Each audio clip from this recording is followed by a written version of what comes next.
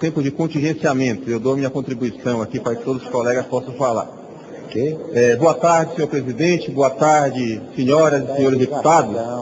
Eu uso a primeira vez o grande expediente dessa casa e gostaria, inicialmente, de me apresentar para os colegas e para o público que nos está assistindo. Sou deputado do PT do Pará.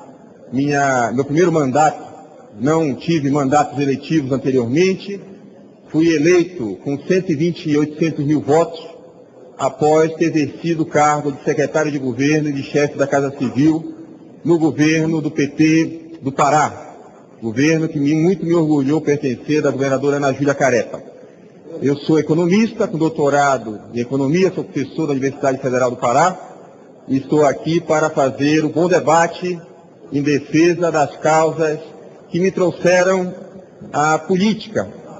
Antes disso, eu queria fazer um pequeno, se me permite o caráter pessoal da fala, fazer uma pequena homenagem a um tio meu, nascido no Pará, depois exportado para o Piauí, Afonso Castelo Branco, que aqui foi deputado, que morreu muito novo, tragicamente, deputado pelo Partido Comunista do Brasil. Eu queria saudar sua memória. E gostaria de agradecer aos eleitores do Estado do Pará a oportunidade que me deram com quase 121 mil votos, e reafirmar aqui o meu mandato comprometido com os princípios que me trouxeram à política e princípios que me mantêm na política e me trouxeram para o Partido dos Trabalhadores. Mandato comprometido com a luta socialista, mandato comprometido com as causas populares e profundamente comprometido com a luta dos povos da Amazônia pela autodeterminação, pelo protagonismo e um novo modelo de desenvolvimento na Amazônia. Então, eu queria dar um abraço a todos os amazônidas aqui, o deputado Francisco Praciano e demais que nos ouvem. Um mandato fundamentalmente comprometido com a necessidade, senhor presidente, senhores parlamentares, de implantarmos, fomentarmos e lutarmos por um novo modelo de desenvolvimento na Amazônia brasileira, particularmente na sua área mais antropizada, a Amazônia Oriental, exatamente onde eu venho do estado do Pará.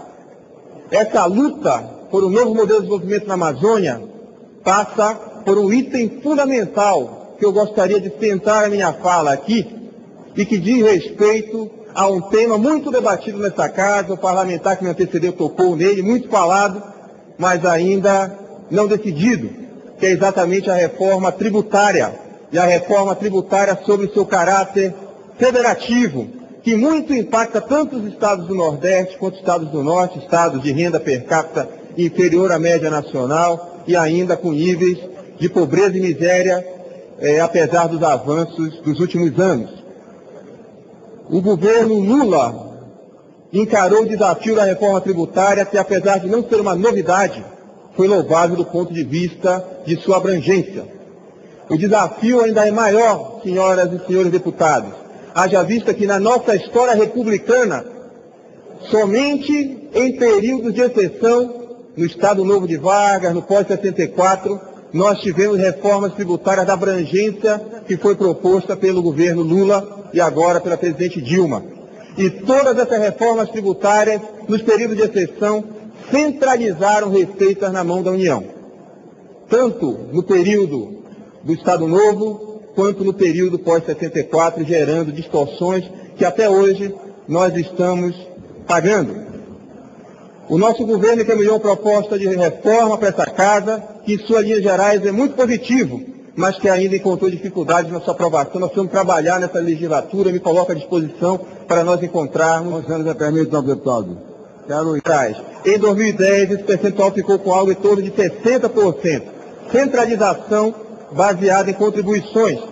Além do mais, é importante mencionar que do total das transferências constitucionais, senhores e senhoras deputados, FPE, FPM, IPI, CID, convênios, a União envia para estados e municípios cerca de 45% desse enviado ficam nas regiões sul e sudeste do Brasil. Portanto, recursos necessários ao incentivo fiscal do Nordeste e do Norte acabam sendo desviados. Não por uma conspiração, mas porque, como os economistas americanos dizem, a regra de ouro do sistema bancário, que passa também, que perfila com o sistema tributário, é que nós não emprestamos para quem precisa, mas para quem pode. pagar de volta. Essa é a regra de ouro do banco e por isso que é necessário política pública para nós nos contrapormos a isso. Mas qual é a reforma tributária que nós queremos? Como eu disse anteriormente, uma reforma tributária progressiva, onde os que têm mais, paguem mais. Uma reforma tributária que afirme o caráter de imposto sobre o patrimônio e sobre a renda e não sobre o consumo das classes populares. Então, eu saúdo a proposta do presidente Lula, que é uma proposta que desonera bens da cesta básica, que desonera importantes itens de consumo popular e que aponta, inclusive, para a distribuição para o FPE de recursos oriundos de um imposto sobre as grandes fortunas. Esse justo sistema de transferência de recursos que fortaleça a Federação Brasileira é o que nós queremos. Não podemos tratar desiguais como iguais. Queremos mais do que uma simples reforma tributária. Talvez esse país esteja necessitando de uma reforma fiscal profunda que crie mecanismos não só de transferências da União com base no arrecadado, mas nós precisamos criar uma espécie de câmara de compensação, de equalização dos gastos. Hoje o gasto per capita com a saúde no norte do Brasil, no Oiapoque, apesar do custo diferente dos gastos nas grandes metrópoles, garantam a qualidade do serviço público. Nós queremos uma equalização dos gastos federais e da União em conjunto com gastos estaduais e dos municípios para que nós possamos garantir, enfim, justiça tributária nesse país. Eu falo de uma reforma fiscal mais profunda. Eu tive a experiência, senhores deputados, de, no governo do Estado, presenciar dificuldades no Estado do Pará na gerência do programa Saúde da Família, devido à questão demográfica, devido aos problemas logísticos, devido aos problemas da imensidão e da relação com o meio ambiente, os custos necessários para se implantar um programa que é baseado em recursos per capita, onde a população é muito espalhada no território, aumentam em grande monta. Então nós precisamos de uma câmara de equalização dos gastos públicos para que o serviço seja o mesmo, em Altamira, em Anapu, em Chapuri, assim como é na região metropolitana do Rio de Janeiro ou de São Paulo. Nós tínhamos dificuldade de arcar com os custos, porque os custos são diferenciados e o repasse é per capita. Então é necessária uma reforma fiscal abrangente que contemple os elementos federativos da reforma tributária. Permite, senhor deputado. Portanto, nós queremos um ponto ótimo da carga tributária, que obviamente simplifique, desonere as exportações, mas ao desonerar exportações tão necessárias para nosso equilíbrio da balança de pagamentos, nós não podemos penalizar os estados exportadores de matérias-primas. O PIB do meu estado, do estado do Pará, é composto de cerca de 30% de produtos elaborados e semi-elaborados. A Lei Candir para o estado do Pará é uma verdadeira violência ao tirar recursos da ordem de 1,5 bilhão por ano da conta do Estado. Nós não queremos prejudicar o setor exportador, principalmente numa conjuntura de câmbio desigual, de câmbio pouco apropriado para as exportações brasileiras. Mas nós não podemos substituir o mal por outro. Sob pena de beneficiar as exportações, penalizar estados exportadores que já são mais pobres e que sangram com a Lei Candir. Queria aqui recuperar a proposta original de alternativa à Lei Candir, que é de desoneração maior das exportações dos setores mais verticalizados. E, portanto, os setores menos verticalizados, como a ação da Vale do Rio Doce, da grande mineradora do Pará, não contariam com a desoneração, ou teria uma desoneração menor, exatamente porque, além da alta produtividade do seu recurso de ordem mineradora, tem condições de arcar com custo de pagamento de ICMS para o Estado. É 1,5 bilhão que o Pará perde por ano com a Lei Candir, e aqui eu vou ser um incansável lutador contra essa lei criada no governo de Fernando Henrique em 1996. Competitividade sim, mas não à custa das sangrias contas públicas dos estados mais pobres da Federação Brasileira.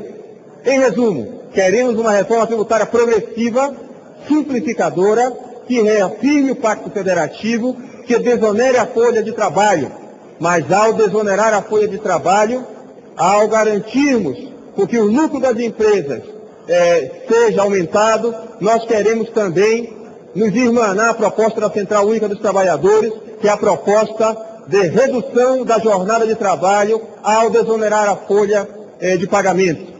Acho que é justo nós não simplesmente desonerarmos o custo do trabalho das empresas, mas sim também diminuir a carga de trabalho num país cuja produtividade do trabalho tem crescido muito nos últimos anos e que não dá sinais de que isso vai mudar nos próximos anos, principalmente com inovação tecnológica, principalmente com as obras do PAC que melhora a logística do país e com as questões do sistema portuário. A proposta, portanto, do presidente Lula é boa, a proposta como está nessa casa é boa, mas nós precisamos adendar alguns itens que são fundamentais para restabelecermos o Pacto Federativo. É bom criarmos imposto sobre o valor adicionado nacional com a junção das 5 contribuições e o fim do salário educação. É bom nós passarmos o ICMS para o destino, acabando progressivamente com o pagamento na origem, mas nós precisamos sim deixar muito claro que é necessário um período de transição, uma câmara de compensação para que não prejudique estados que já são prejudicados. De novo, me permitam falar do estado do Pará, que será o maior produtor de energia elétrica desse país, com a construção de novas hidrelétricas, mas que perde também muito ICMS. Além da Lei Candir, perde porque o imposto sobre energia elétrica é pago no destino. Então, mais uma vez, nós precisamos